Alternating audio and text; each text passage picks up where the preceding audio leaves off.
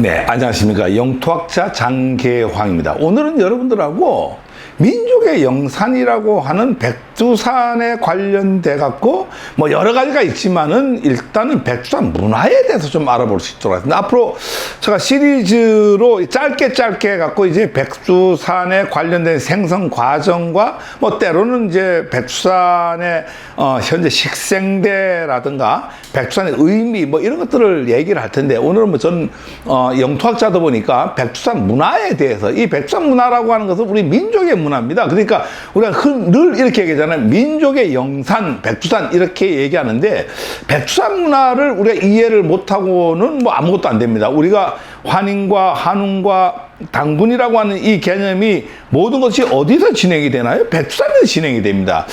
이 또 마찬가지로 이 후금이 청나라가 되죠. 후금이 여러분 잘 알다시피 이제 유조변 책선이 만들어져 갖고 조선과 청나라 간의 경계를 만들었음에도 불구하고 한 150년 뒤에 있다가 다시 백두산에다가 정계비를 세웁니다. 정계비를 세워갖고 목국동을 시켜서 정계비를 세워갖고 백두산을 자기네 나라 영토로 다시 갖고 가려고 하는데, 그때도 똑같은 의미가 뭐예요? 강희제가 얘기하기로 백두산은 영산이다. 그리고 우리 그 후금이 탄생한 곳이고 하기 때문에 저기는 뺏길 수 없다. 이래 갖고 백두산 정계비를 세운다라고 하는 거예요. 그래서 오늘 그런 얘기를 하려고 하는 건 아니고, 가장 기본적으로는 과연 백두산이라고 하는 이 문화가 어떤 문화고 백두산이 의미를 갖고 하는 게 뭐냐. 백두산 문화를 지금 현재는 우리는 잊고 살아가고 있다라고 하는 거예요. 그래서 지금 우리는 북방 영토에 대한 이 인식과 개념이 없어요. 한껏 개념이 있는 게 이제 이 휴전선 밑에서만 좁은 데서 살다 보니까 매일 한강의 기적만 외치고 있는데, 한강의 기적이 아니고 저기에 북조선에 가면 뭐가 있어요? 앞으로 우리의 미래 영토인 대동강의 기적을 만들어야 되고, 대동강의 기적보다도 더 중요한 게 있어요. 송화강의 기적을 만들어야 돼요. 그래서 우리는 송화강과 대동강과 한강이라고 하는 이 삼강 문화를 잘 만들어 나갈 때에 우리의 민족의 혼을 지킬 수 있다, 이렇게 얘기를 하는데, 자, 이 지도 하나 봅시다. 이게 여러분들이 알고 있는 우리 대한국토, 여러분들은 늘 한반도라고 하죠. 한반도 쓰지 말으라 그랬죠. 대한국토라는 용어 쓰라고 그랬습니다. 이 대한국토가 압록강과 두만강 밑에에, 여기는 대한민국이고 휴전선 이북을 조선민주주의인민공화국이라고 하고, 근데 사실은 여기에 이제 백두산이 있는데 이게 어마어마한 우리 땅이 있다라고 하는 거예요. 옛날 그러니까 다시 한번 리발벌 해보면은 문화의 주인이 영토의 주인입니다. 즉 문화의 주인이 문화 활동을 했는데 그걸 기록으로 남긴 게 역사라 그랬잖아, 그죠?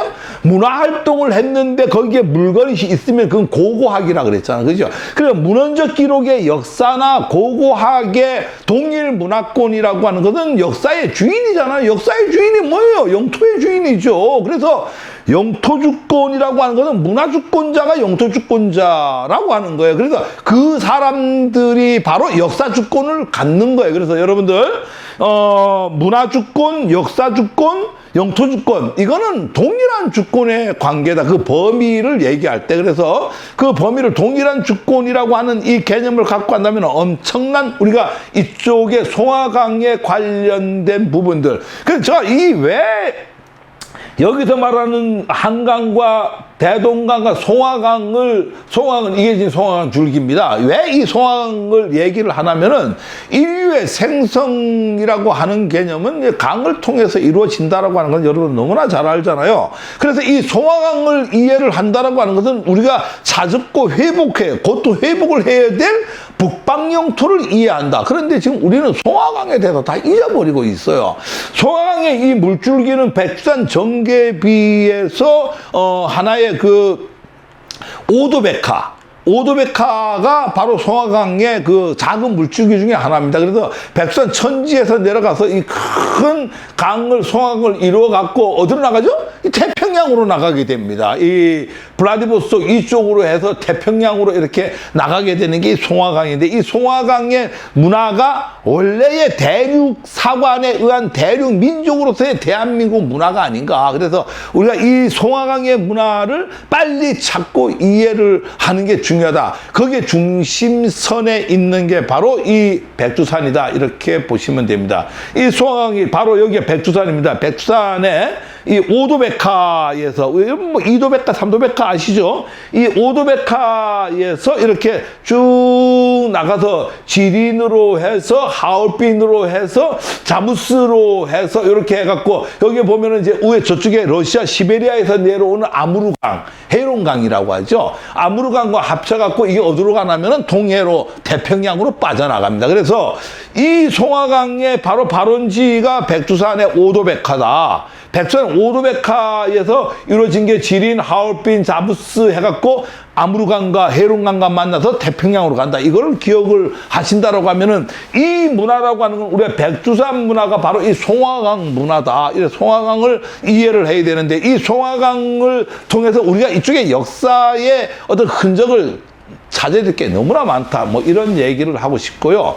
오늘은 여러분들하고 이 백두산 문화의 특징만 한번 좀 얘기를 한번 해볼 수 있도록 하겠습니다. 이 백두산은 대륙과 반도를 아우르는 포용 문화입니다. 이게 이제 제가 이 얘기를 왜 갖고 나면은, 21세기는 이 대한민국이 세계를 지배한다라고 하는 건 너무나 잘 알잖아요. 세계를 지배한다는 얘기를 다른 말로 한번 해봅시다. 이 왜 그러느냐? 우리가 이제 지정학이라는 얘기를 많이 씁니다. 이 지정학이라는 얘기를 많이 쓰는데, 지정학은 뭐예요? 지리학의 정치가 더하면은 지정학입니다. 지리학은 뭐죠? 산과 강과 도로, 자연 현상, 우리 지구 표면에 나타난 자연 현상을 지리학이라고 합니다. 산맥이 있고 강이 흐르고, 그런 지리학의 정치가 개입이 되면 지정학이 되는 겁니다. 거기에 경제가 개입이 되면 뭐가 되죠? 지경학이 되는 거예요. 그러니까 지정학과 지경학을 알아야 되는데, 우리는 오늘 첫 번째에 가장 중요한 것은 포용 문화입니다.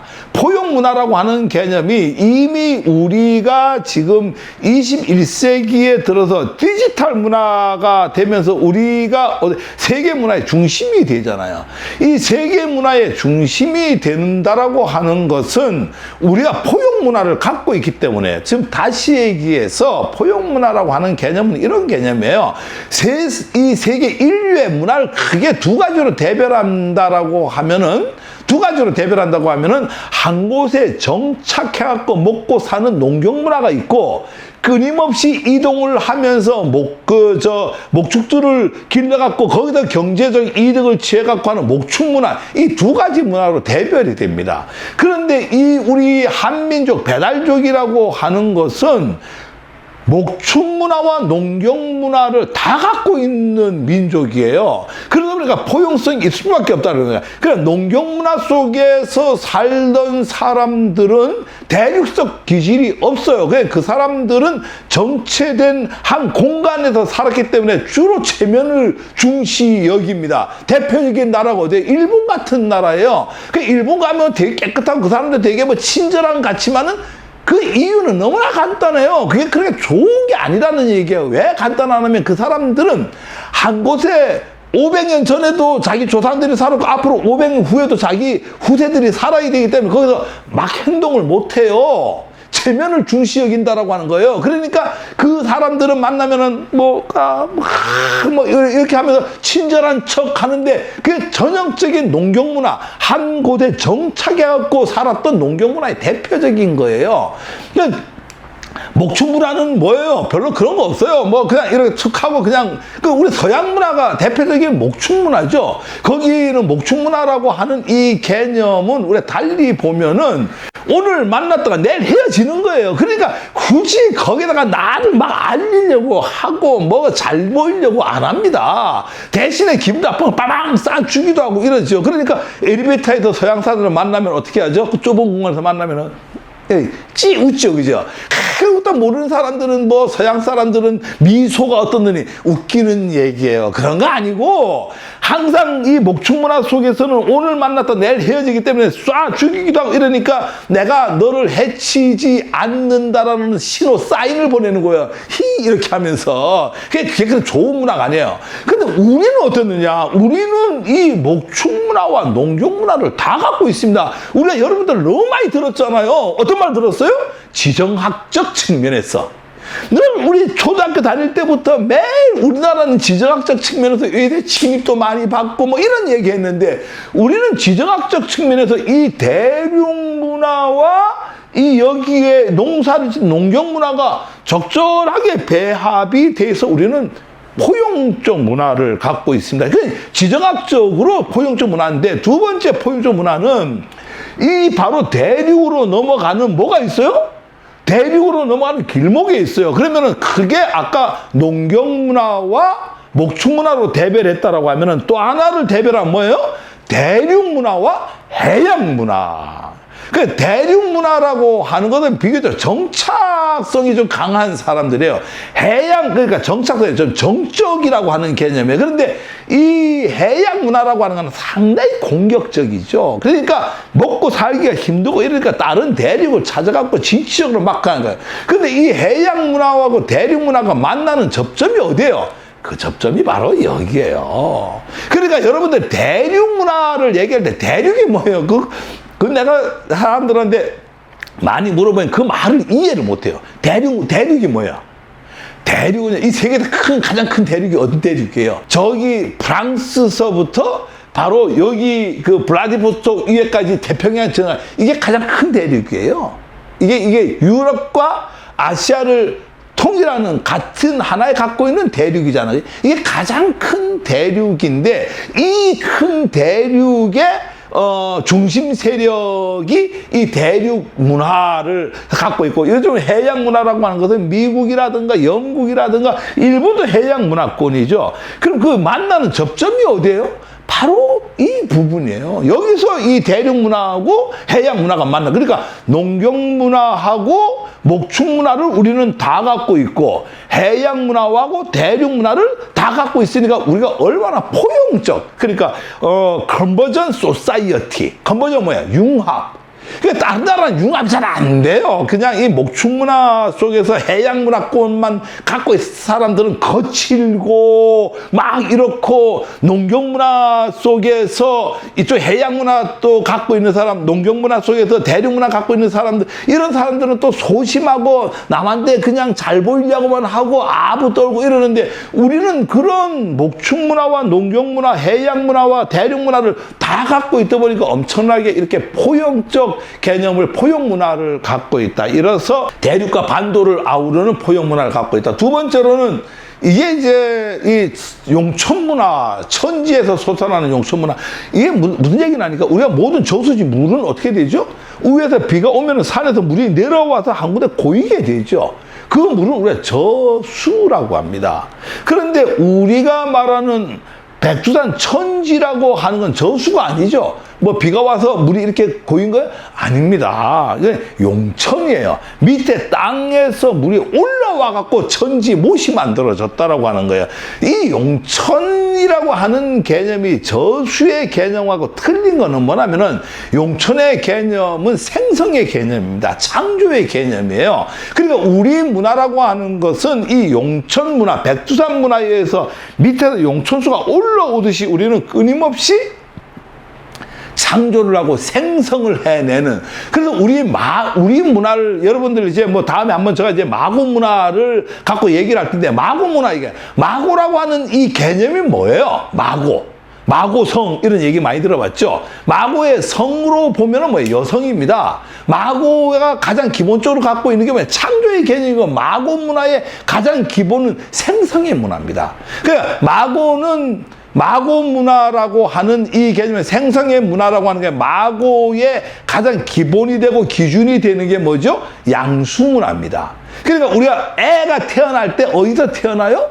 애가 태어날 때 어머니 뱃속에 양 속에서 살다가 생성이 되잖아요. 이 마구는 여성의 성으로 생성과 창조에 대표하는 하나의 문화가 되는 거예요. 그 물의 문화입니다. 그 물의 문화 속에서 저수, 이렇게 내려온 물이 고여갖고 있는 게 아니라 생성이라고 하는 용천 문화 속에서 올라오기 때문에 이 고용 문화와 더불어 용천 문화라고 하는 것은 우리 민족이 현재 갖고 있는 이 문화성이다, 이렇게 보시면 되고요. 세 번째로는 대륙과 해양을 아우르는 융합 문화입니다. 아까 컨버전 소사이어티 이렇게 얘기를 했잖아요. 지금은 융합 시대입니다. 어느 뭐 하나 갖고 되는 사회가 아니고 이거 다 묶어갖고 희둥그레 갖고 이렇게 하는 사회입니다. 여러분 보세요. 우리가 흔히 뭐 스티븐 잡스를 얘기할 때 이렇게 얘기하잖아요. 스티븐 잡스가 한 게 뭐가 있어요?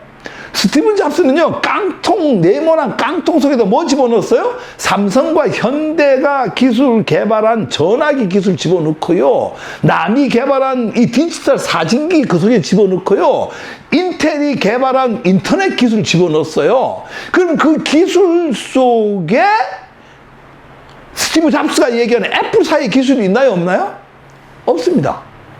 없고 남이 다 개발해놓은 기술을 한 군데에다가 융합시킨 거예요. 그게 세계가 연동해 작동이 될 수 있는 기술만 만들어갖고 그 이름을, 근데 그게 인터넷이에요? 그게 사진기예요? 그게 전화기예요? 다 이름 붙일 수 없어서 그걸 뭐라고 했나니까 스마트폰이라고 이름을 지어갖고, 그 스마트폰은 전화도 걸지만 사진도 찍고 인터넷도 하고 이런 새로운 그 융합이라고 하는 이 개념이에요. 그래서 지금 이 세상은 새로운 발견은 없는 세상이에요. 새로운 발견이 없다라는 얘기가 무슨 얘기예요? 이제 옛날 에디슨이 음극과 양극이 필라멘트에다 만나고 빵 하고 전기가 그런 문화는 없어요. 지금은 이미 다 발견된 문화를 어떻게 융합시키느냐. 여러분들 요즘에 뭐가 나와요? 무인 자동차 나오죠. 무인 자동차가 엄청난 자동차 기술인데 무인 자동차가 그냥 새로운 기술입니까? 새로운 기술 하나도 없어요. 새로운 기술 하나도 없고요. 그냥 기존의 자동차 기술에다가 센서의 제어 기술이에요. 센서라고 하는 건 지금 많이 있잖아요. 그 센서를 어떻게 붙여갖고 이렇게 됐을 때 AI가 어떻게 이거를 제어하느냐. 그 기술이 바로 뭐예요? 그게 무인 자동차 기술이에요. 이런 거를 우리가 융합사회라고 하죠. 그럼 이게 4차 산업혁명이 일어나면서 이런 융합사회인데, 우리는 아까 전에 대륙과 해양을 동시에 아우르다 보니까 융합문화를 갖고 있어요. 그래서 우리가 갖고 있는 포용문화와 생성 창조라는 용천문화와 융합문화가 지정학적 측면에서 이렇게 그한다. 즉 다시 얘기하면 옛날에는 허브라고 하는 개념이 없었다. 지정학적 측면에서 일침만 당했다고 들었는데, 지금은 여러분들 요즘에 뭔 말을 많이 써요? 허브라는 말을 많이 쓰죠. 즉 대륙에서 해양으로 나갈 때 어디를 가야 돼요? 허브를 가야 되는 거예요. 해양에서 대륙을 갈 때 어디로 가야 돼요? 허브를 가야 되는, 그게 바로 지정학적 측면에서 우리 지금 북방 영토하고 한반도를 아우르는, 여기가 바로 이 융합 문화의 산실이 되는 거고, 그 다음에 여기는 우리 민족 탄생이 된 시원 문화의 중심지다 이거예요. 여러분들 아사다를 찾아서 떠나보지 않겠습니까? 뭐 정확하게 이 문헌적 자료라든가 고고학적 자료에서 정확하게 어디인지 모르겠지만은 지금 우리 시원의 문화를 따져본다라고 하면은 아까 환인과 한운과 뭐 이런 당군의 그 주 활동터가 거기가 아닌가. 뭐 큰 개념에서 본다라고 하면은 저쪽에 그 어디죠? 러시아의 이르쿠츠크 옆에 있는 바이칼 호수에서 인류가 나와갖고 우리 주신족은 이쪽으로 내려오면서 말갈, 여진, 저 만주 해갖고 이제 우리 그 백두산 뒤까지 내려와서 이제 정착을 하게 되고, 한쪽은 이제 수메르족으로 해갖고 저쪽 아라비아 반도 쪽으로 넘어가는 뭐 이런 어떤 역사는 여러분 너무나 잘 알 거고, 그렇게 하고 이쪽으로 넘어가서 정착된 문화가 바로 우리 시원의 문화인데, 거기서부터 우리가 환웅 시대가 돼갖고 우리가 말하는 배달 나갈족이라고 하는 개념이 여기서부터 출발을 하지 않았느냐.